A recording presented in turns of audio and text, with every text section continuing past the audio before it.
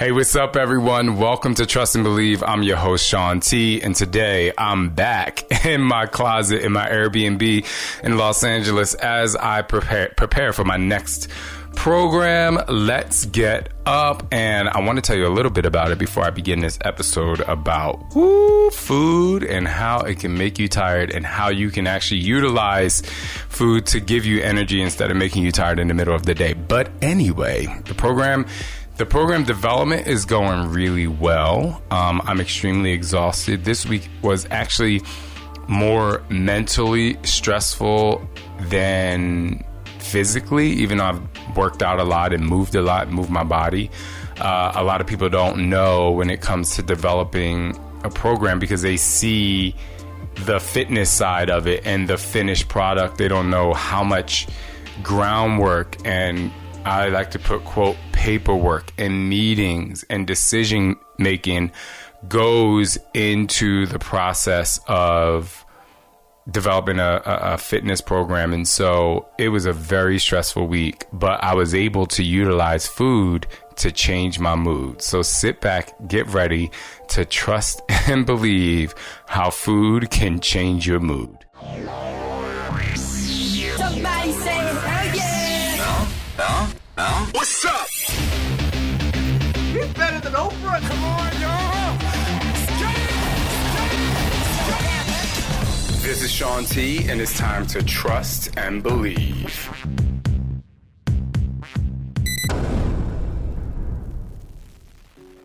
Hey, what's up, everybody? I'm back again. I'm your host, Shaun T, and thank you so much for coming back every week to Trust and Believe. I hope you subscribe. If you haven't, I hope you subscribe to the show. And if you're watching on YouTube, please hit the subscribe button. I appreciate it so much. Okay, now we can get to what we need to get to. I want to talk about food again, and I'm not trying to beat a dead horse and not trying to act like I wrote a book or I'm a certified nutritionist or all this. I'm giving you some information in hopes that it can help you have a better mood when it comes to your food, but more importantly, that you can make the right choices to give you the energy that you need to get through the day.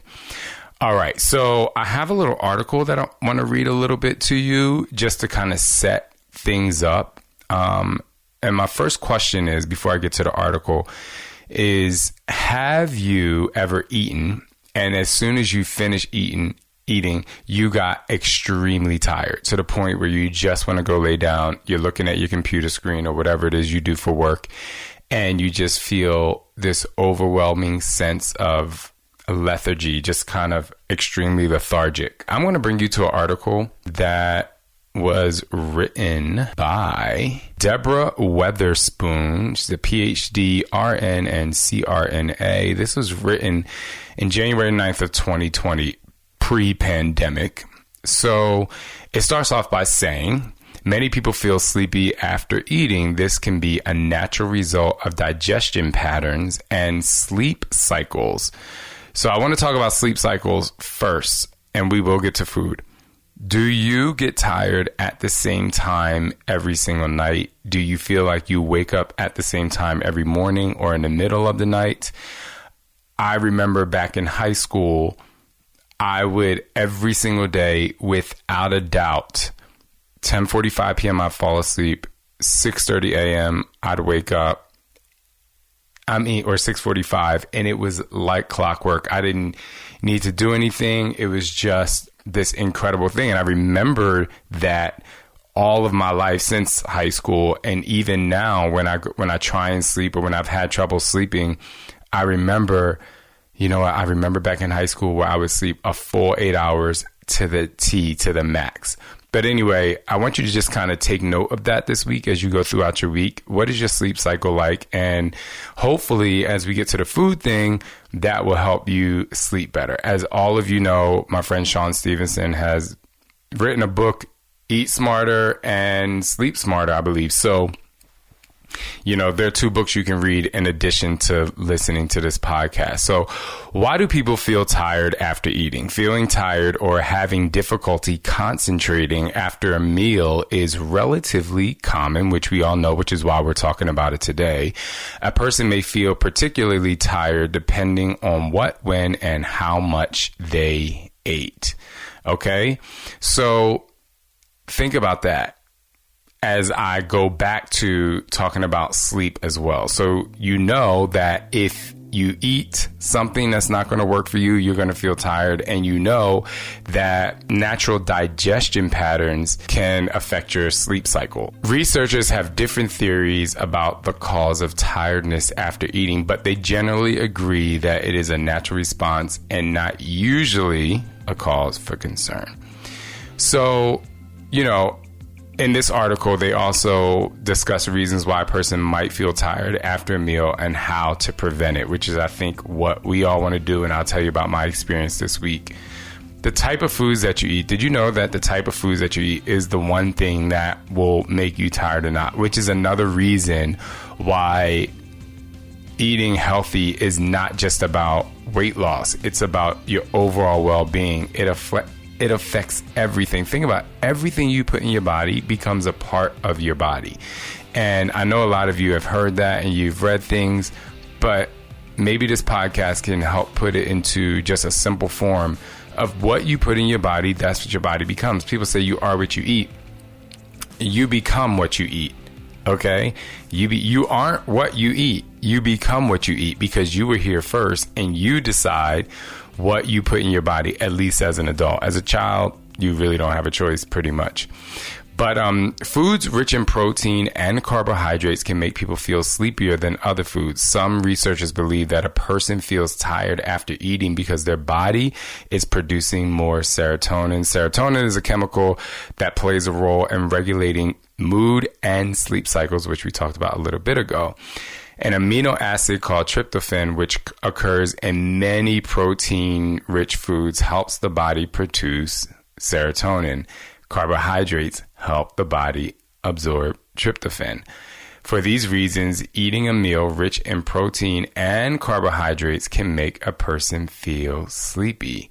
So tryptophan occurs in food that are rich in protein, and they include salmon, poultry, eggs, spinach, seeds, milk, soy products, which that's a whole nother podcast about soy products, and cheese. And food that contains high level of carbohydrates, as you all know, is pasta, rice, white bread, and crackers, cakes, cookies, donuts, muffins, corn cobs, milk, sugar, and candy. People often, this is where it becomes important, people often eat a combination of protein and carbohydrates before bed, such as cereal with milk. Think about when you were younger, or if you have children, and how you used to have warm milk and you used to pack the cereal in a bottle or something for your child, because it was always stated that if the child's stomach is full before they go to sleep, they sleep through the night or they sleep better. Ladies and gentlemen, it doesn't change when we get older. It does not change. That's why, and I'm going to segue just for a second into back in the day, before I was really intermittent fasting, I would focus more on eating like every 3 hours. So I would set my alarm, I would eat breakfast, set my alarm, and every 3 hours I would be eating something, and I wouldn't eat a lot. And at that time as well, I didn't get that afternoon lull. I didn't get that crazy point in the day where I was extremely tired. Of course, there's some times where you're like, I want to take a nap, but it's not that overwhelming. I just ate, I'm exhausted. It's just, I'm going through my day and my mind needs a rest, because it is definitely a different feeling. But during that time, I would eat these small meals. I would eat 6 to 7 small meals a day. And at night, I would finish with egg whites and fat. Really, I would have 8 egg whites, an avocado scramble, and that was really it when I was really pushing to my 6 or 7 meals a day. Going back to how much food you eat, going back to the baby, a person may be likelier to experience postprandial somnolence after a large meal. Okay?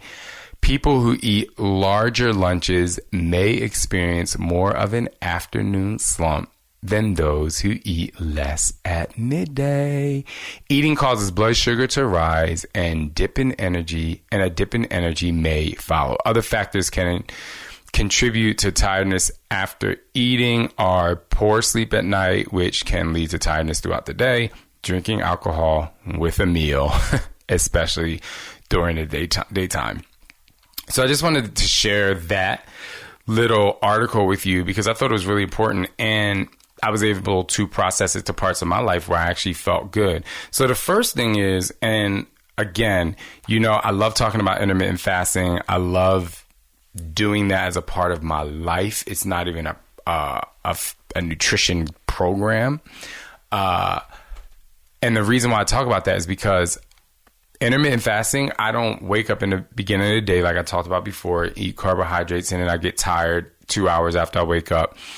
And then, with my intermittent fasting, I also combine where I used to eat 6 or 7 meals a day, but I just eat it in that 8-hour window. I know I could be being a little bit redundant from last week's episode, but it's important for me to tell you this so that I can get to this week's topic, which is more about me, my personal experience while feeling tired or not feeling tired when I'm in the middle of the day. All right, so this week I tried something new. Obviously, I'm really on a path to feel good, to create a tremendous amount of energy, and obviously, if you're watching on YouTube, keep these abs intact, right? And that's obviously very important for me to perform, to feel confident, to feel all that stuff. So this week while I was working out and I knew I had to do an entire class. And what we would normally do is eat right after. And I would always feel myself finish eating and just kind of like getting that overwhelming sense of tiredness. And the reason why it was happening more than normal is because I just expended a lot of energy. Sometimes I would go past my fasting window and then I would feel like I needed to eat more. So then I would say, okay, I'm going to add brown rice to this meal, or I would add some sort of nuts, like something else, instead of sticking to my plan and just eating my protein, not combining it with a lot of carbs, eating it with green. Most of the time it's kale, some sort of salad, and just really staying on the portion size. So I think Monday and Tuesday I kind of went against that just to see, and then later in the week I said no. I was like no. I was like, go back to the small meal, even if you feel like it's not enough, because I feel like back in the day as a kid, it was eat everything on your plate, eat everything that's on your plate. It was just really good to kind of look at both of those ways of eating when feeling a little bit tired and coming out of my fasting window. So the next day, which was Wednesday, I decided to eat a little, not less as in like I'm trying to lose weight, eat less. I was really trying to manage my energy. And what I realized is when I was able to eat a little less and cut out the heavier carb, I sustained my energy level. And that's why I thought that article was really great, because it talks about when you combine high protein and high carbohydrates, it kind of creates this a little bit of a catastrophe when it comes to your energy and sleepiness. So, the next day, which was Thursday, I actually had another shoot where I danced all day and did ridiculous asylum workouts and insanity workouts. And it was the craziest thing I ever did, especially at this age. And they kept asking me, do you want to eat? Do you want to eat? Do you want to eat? And I said, I do not want to eat until I'm finished this ridiculous, intense section. Because once I eat, I know by going back past my fasting window and I knew I wanted to eat more, I knew I was going to feel tired. And I just thought it was super cool for me to know that I am really about to choose the foods that's going to make me tired, just because my body, while I needed to be energized, my body also needed energy if I wanted to, 3 hours later, I had a photo shoot, if I just wanted to feel good and not be hangry, right? So there is that combination, and that's the point I want to get to. I'm not telling you to cut the meal, to have good energy all the time and, never eat the carb. That's not my point here. My point here is you have to monitor your day, and you have to know what it is that you need in your body in order for you to perform at your highest level. Monday and Tuesday tested. Then I said, okay, I know eating less, eating the right things, lessening the carbs is going to give me more energy on that next day. But I also knew the following day, where I had this ridiculous, crazy photo shoot and video shoot, and I was dancing and insanitying and asyluming. I knew, I was like, I'm letting you know I'm going to eat. What's on the schedule? Okay, cool. 3 hours later, you have a photo shoot. I can eat. I took a break. I could rest a little bit, and then I could show up for my photo shoot and not be completely sluggish for the entire day. And so my little challenge to you is do the thing that you've been doing that you didn't think has been that great for you. Do that thing, but don't do it to say, oh, like this is my last day and I'm going to start on Sunday. People hate when I make that voice. But that's what people do. It's like, oh, I'll begin on Monday or Sunday and I'll eat crazy and I'll have a cheat day. And I'm like, no. I'm not telling you to do that. I'm saying monitor how you feel with the way you're eating now, so that it doesn't take you 3, 6 weeks, sometimes 2 months to be like, oh, well, I do feel a difference. Because there are a lot of people that I've trained, and I've trained a lot of people, that they don't really notice that their energy is changing until a program is over. And so I say, instead of saying like, I'm at my final cheat day, I'm like, let's monitor what it is that you're doing and how it is that you feel when you eat certain foods. Because if you don't monitor it, you won't be able to adjust it to get to the energy level that you want. There is a way, y'all, to feel really great in the middle of the day. I'm not saying that you won't need to take a break. I'm not saying that. But there's a difference between I need a break and I need to rest my eyes, or feeling sluggish because the food that you put in your body just wasn't the right thing. I also, and this is like a total choice, I also drink Bevy. It's a tea by Beachbody, and I love it so much because I know if I have to teach a class, but it's not in my fasting window yet, I drink this tea. And I hate using the word appetite suppressant, but this tea is designed so that it's something that you can drink, so it kind of helps you with your hunger or your cravings, right? So I drink that. It's great. I highly recommend it if you have an hour or two left in your fasting window and you're like, I just want to wait. I don't recommend drinking this to say, I'm not going to eat at all today, or I don't want to eat that much. That's not why you drink that. So I just want to tell you, these are some of the things that I do, but I'm telling you, I'm not doing it for negative reasons. I do it because, okay, I really don't have time to eat right now. I can't eat right now because I know that I got to jump around. It's not going to be that comfortable. Let me drink this Bevy. Okay, so, but it could be food for you, right? That's why I want you to really monitor what it is that you're putting in your body, so that if day one you do what you've done what you normally do, and you feel the same way in your belly, and you feel the same tiredness, and your bowel movements suck because you're eating crap food, then the next day make an adjustment. There are programs out there for this, and I know people do them, but I believe that if you're listening to this podcast, you probably listen to other podcasts about food.